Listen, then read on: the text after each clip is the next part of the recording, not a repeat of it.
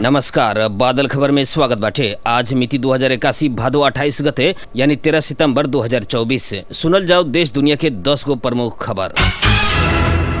वीरगंज सतरालो स्थित आईसीपी चौक में स्थानीय वासी से करत आयल प्रदर्शन सहित के आंदोलन आज दोपहरिया से स्थगित भइल बाटे। जिला प्रशासन कार्यालय परसा में आज भइल वार्ता में टैंकर के ठक्कर से मृत्यु भइल युवक के परिवार के क्षतिपूर्ति देवे लगायत के सहमति भइला बाद आईसीपी चौक में काल दोपहरिया से कल गई प्रदर्शन और सड़क के जाम सहित के आंदोलन आज 2 बजे से स्थगित भइल बाटे।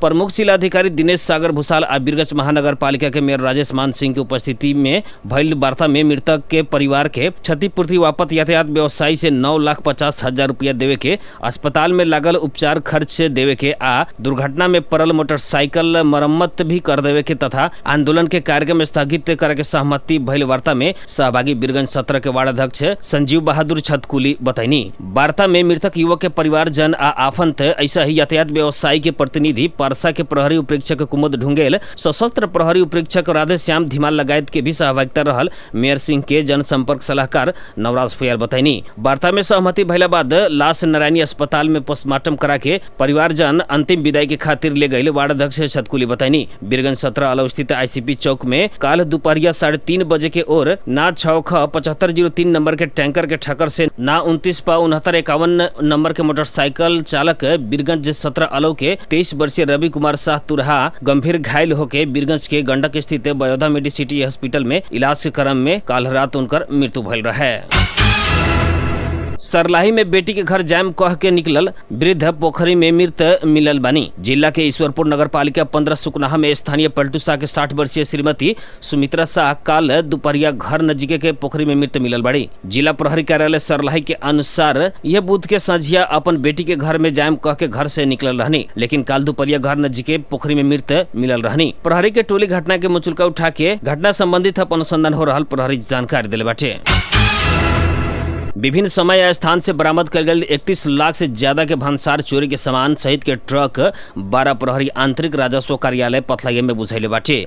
जिला प्रहरी कार्यालय 12 के अनुसार भंसार चोरी आ बिल बिजक से ज्यादा के सामान स्रोत ना खुले सकल 31,51,469 रुपया बराबर के विभिन्न सामान सब बुझैले बाटे। यह बुध के दिन भर में विभिन्न स्थान से नियंत्रण में लिहल सामान सब आवश्यक कार्रवाई के खातिर बुझावल गई 12 प्रहरी जानकारी दिले बाटे। भंसार चोरी करके ले आ रहल 18 पोका रेडीमेड कपड़ा सेंडो गंजी 40 पीस, हाफ कटु 18 पीस, सूती के गमछा 26 पीस, 18,000 बराबर के सामान कलैया महानगर पालिका के वार्ड नंबर 1 कलैया चौक से प्रहरी नियंत्रण में ले रहे। इलाका प्रहरी कार्यालय जीतपुर के टोली जीतपुर चौक में चेक जांच कैले पर वीरगंज से पतलैया तरफ जा रहल ना 1J3242 नंबर के मैजिक के गाड़ी के डिक्की में भीतर लुका छिपा के ले जा रहल 2 बोरा चीनी आ 9,000 मूल्य बराबर के सामान नियंत्रण में ले बाटे। ऐसे ही वीरगंज से काठमांडू की तरफ जा रहल ना 7J5927 नंबर के डिब्बे ट्रक चेक जांच कैले पर बिल बिजक से ज्यादा आ सामान स्रोत खुलावे न सकल रु 27,50,589 बराबर के खुदरा सामान सहित डिब्बा ट्रक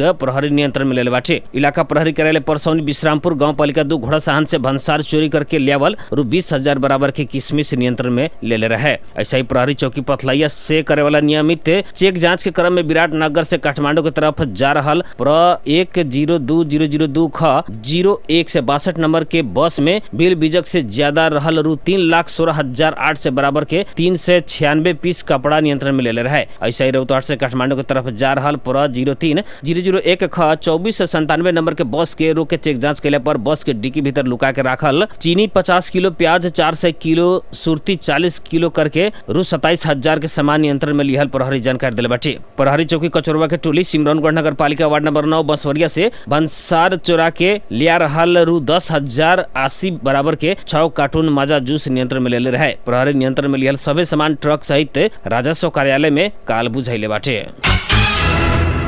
सीमावर्ती बाजार सिकटा स्थित भारतीय सुरक्षा बल एसएसबी भारतीय जाली नोट सहित 2 जने भारतीय नागरिक के पकड़ाव कैले बाटे।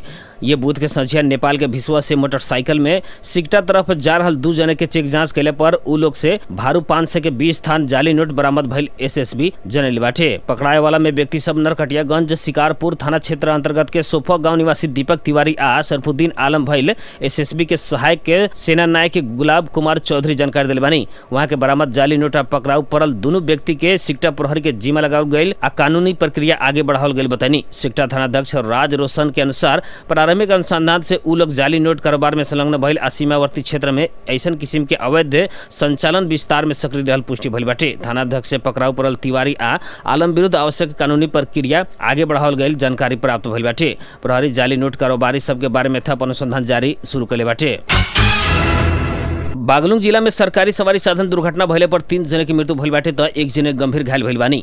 घायल सबके तत्काल धौलागिरी अस्पताल में थप उपचार के खातिर भेजल गई। जिला प्रहरी कार्यालय बागलुङ जानकारी देले बाटे। मध्य पहाड़ी लोक मार्ग अंतर्गत गलकोट नगरपालिका 2 नरे ठाठी के भुखानी क्षेत्र में सरकारी नंबर प्लेट के रा 1J200 नंबर के बोलेरो जीप दुर्घटना भइल बाटे। दुर्घटना स्थल में 2 महिला आ 1 पुरुष के लाश मिलल बा। जिला प्रहरी कार्यालय बागलुङ के नायब उपरीक्षक विजय यादव से जानकारी देला अनुसार मृतक मध्य 1 जने रुकुम के पूथा उत्तर गंगा गांव पालिका के उपाध्यक्ष भूपेंद्र बुढ़ा रहल बानी। दुर्घटना कब भइल कह के जानकारी खुले सकल नइखे। दुदिला भाटी के प्रेम बहादुर कार्की से घास काटे जाए के क्रम में दुर्घटनाग्रस्त जीप आ लाश देखला बाद प्रहरी के खबर कइल रहनी।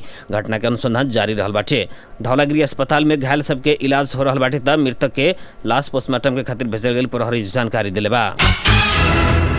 स्वास्थ्य तथा जनसंख्या मंत्री प्रदीप पौडेल जलन रोग के उपचार के खातिर भी 1 लाख आर्थिक सहयोग उपलब्ध करावे के घोषणा कैले बानी। आज काठमांडू के वीर अस्पताल में डॉक्टर केडी जोशी जलन उपचार केंद्र के शुभारंभ करत वहां के जलन उपचार के खातिर तत्काल 1 लाख आर्थिक सहयोग सरकार उपलब्ध करावे के व्यवस्था करे के बतैले बानी। सरकार से कैंसर, किडनी लगायत के प्राणघातक रोग के रोगी सबके इलाज के खातिर 1 लाख आर्थिक सहयोग उपलब्ध करावत आइल बाटे। अब जलन के रोगी के खातिर भी ई व्यवस्था तत्काल करे के मंत्री पौडेल के प्रतिबद्धता रहल रहे। संघीय मामला तथा सामान्य प्रशासन मंत्रालय से मध्य प्रदेश के 20 गांव पालिका में रिक्त पद में प्रमुख प्रशासकीय अधिकृत खटाइले बाटे। मंत्रालय से एके बेर देश भर में 100 जने शाखा अधिकृत के पद स्थापना करत मधेश के 20 गांव पालिका में प्रमुख प्रशासकीय अधिकृत पद में कर्मचारी खटाइले बाटे। मधेश के परसा बारा संगे 20 गांव पालिका में प्रमुख प्रशासकीय अधिकृत न रहे। कुछ गांव पालिका निमित्त अधिकृत के भर में चलत आयल रहे। मंत्रालय के अनुसार मधेश के परसा में 2 गांव पालिका में प्रमुख प्रशासकीय अधिकृत खटावल गइल बा। जौना में पकहा मैनपुर गांव पालिका में विजय कुमार चौरसिया, आधुबिनी में मनीषा कर्ण के भेजल गई बाटे।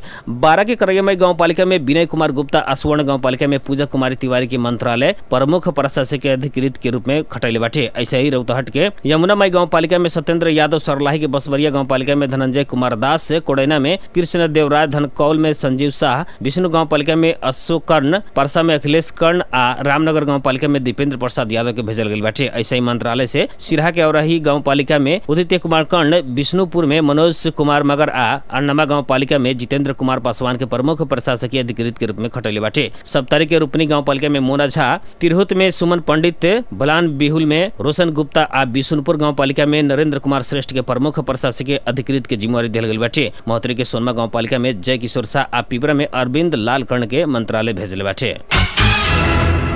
नेपाल प्रहरी में प्रहरी निरीक्षक, इंस्पेक्टर आ प्रहरी सहायक निरीक्षक 80 पद में नया भर्ना खुलल बाटे। प्रहरी निरीक्षक पद में 64 जने आ प्रहरी सहायक निरीक्षक पद में 256 जने के खातिर भर्ना खुलल बाटे। एमे अमर सशक्त प्रहरी परिवार, महिला, आदिवासी, जनजाति, मधेसी, दलित, पिछड़ल क्षेत्र के खातिर कोटा छुटावल गइल बाटे। दरखास्त देवे के मियाद इहे भादो 30 गते से लेके आसिन 30 गते तक बाटे। काठमांडू के सुनधारा स्थित नवनिर्मित धराहरा 3 आसिन से अस्थायी रूप में संचालन होखेवाला भइल बाटे। काल बैठल मंत्रिपरिषद के बैठक से संविधान दिवस के अवसर में 3 आसिन से धरारा स्थायी रूप में संचालन में लियावे के निर्णय कइल एक मंत्री जानकारी दिल बानी। उनका अनुसार धरारा संचालन के जिम्मेवारी संघीय सरकार के शहरी विकास मंत्रालय के दिहल गइल बाटे। 2072 के भूकंप से गिरे से पहले संघीय सरकार काठमांडू महानगर पालिका के धरारा संचालन तथा व्यवस्थापन के जिम्मा दिले रहे। महानगर पालिका एक निजी कंपनी के ठेका में दिले रहे। काल मंत्रिपरिषद के बैठक से धरारा संचालन संबंधी इससे पहले सभी निर्णय खारिज से कइल उक्त मंत्री जानकारी दिल बानी। बाहर से देखला पर पुराने डिजाइन के 11 तला जैसन देखल जावला धराहरा में अभी भीतरी संरचना 22 तला के बाटे। एकर ऊंचाई जमीन से 83.58 मीटर बाटे। 1990 साल के भूकंप से पहले धराहरा 11 तला के रहे। उ बेरिया 2 तला गिर के 9 तला में सीमित बनल रहे। दिल्ली के मुख्यमंत्री अरविंद केजरीवाल सर्वोच्च अदालत से जमानत प्राप्त कैले बानी। आम आदमी पार्टी एकरा के सत्य के विजय कहले बाटे। समाचार एजेंसी पीटीआई के अनुसार अदालत 10 लाख रुपया धरौटी में जमानत देवे के आदेश दिले बाटे, लेकिन अदालत सीबीआई की गिरफ्तारी के जायज ठहराइले बाटे। सीएम केजरीवाल के तरफ से जमानत के खातिर आ दिल्ली एक्साइज नीति संगे संबंधित कथित घोटाला में सीबीआई द्वारा गिरफ्तारी के चुनौती देते दूगो याचिका दायर कैले रहे। सितंबर 5 में सुनवाई भइल रहे आ निर्णय सुरक्षित राखल गेल रहे। केजरीवाल के ई वर्ष मार्च 21 में ईडी से अंतशुल्क नीति के संबंध में पकड़ाव कैले रहे, जौना में सर्वोच्च अदालत उनका के जुलाई में जमानत दिले रहे। लेकिन हिरासत में रहला पर अरविंद केजरीवाल के सीबीआई 26 जून में फिर गिरफ्तार कैले रहे। 2021-22 के खातिर दिल्ली सरकार के अंतशुल्क नीति में भ्रष्टाचार के आरोप लागल रहे, लेकिन ई नीति अभी खारिज भइल बाटे। रौतहट में करंट लाके एक पुरुष के मृत्यु भइल बाटे। काल सांझे फतुहा विजयपुर नगर पालिका 5 डुमरिया रहे वाला 45 वर्षीय मुक्ति नारायण पटेल के करंट लाके मृत्यु भइल बाटे। अपने खेत में सिंचाई के खातिर विद्युतीय मोटर में तार जोड़े के क्रम में करंट लाके उनकर मृत्यु भइल प्रहरी जानकारी दिले बाटे। घटना के संबंध में प्रहरी थप अनुसंधान कर रहल जानकारी दिले बा। आज के खातिर बादल खबर इतने। फिर बिहान देश दुनिया के 10 गो मुख्य खबर लेके अबे करम। तब तक विदा दी। नमस्कार।